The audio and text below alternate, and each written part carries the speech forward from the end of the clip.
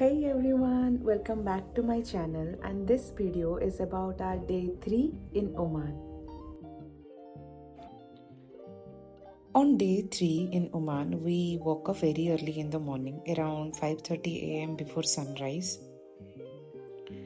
As the sea was beside Wadi Shab guest house, we didn't have to go anywhere but to the shore to see this beautiful sunrise.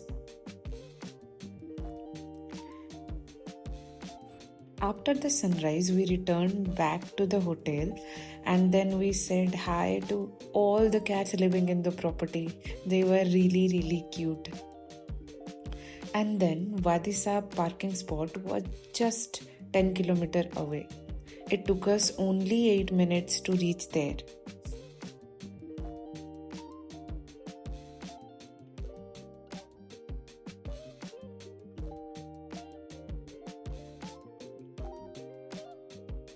Once we reached there, we rented the life jacket for 1 OMR each. To start the Wadi Shab hike, you have to take a short boat ride from the parking spot to the other side.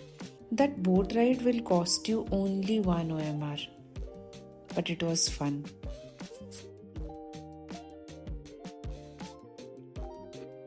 Once you step onto the other side, the path begins gently. The first part of the trail is wide and relatively easy to walk. The ground is mostly small rocks and sand with some uneven surfaces. On one side, you will see tall canyon walls rising dramatically. On the other, you will notice small farms and palm trees adding greenery to the rocky landscape.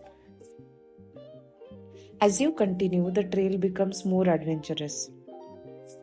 You start walking over large stones and natural rock formations. Some areas require careful footing, especially where the path narrows or slopes slightly. It's not extremely difficult, but it does require attention and comfortable shoes. What makes this trail special is the changing scenery. With every few minutes of walking, the view shifts. The canyon walls grow taller, the space becomes narrower, and the sound of flowing water becomes clearer. About halfway through, you begin to see turquoise pools appearing between the rocks. The contrast between the brown-orange cliffs and the clear blue-green water is striking. The entire hike, one way, takes around 40 to 60 minutes at a relaxed pace. What makes the trail memorable is not difficulty, it's the atmosphere. The towering cliffs create shadow in some areas, while sunlight enters dramatically in others.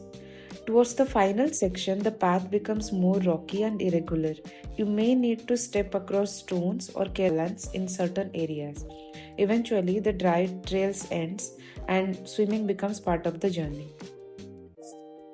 We came across 3 connected pools. The first one was shallow initially, but once you move forward, it gets deeper, so it requires a mandatory short swim to reach to the next. The second pool was deeper than the first pool and it required swimming throughout. The third pool is pretty big, much like the first one, but you have to swim the whole way in this one. In this section, you can try some cliff jumping at your own risk, but it was really fun, so we had to try it.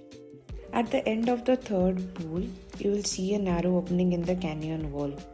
This was my favorite bit, but it was literally scary. You will emerge into a large cave pool with its very own waterfall. It's amazing.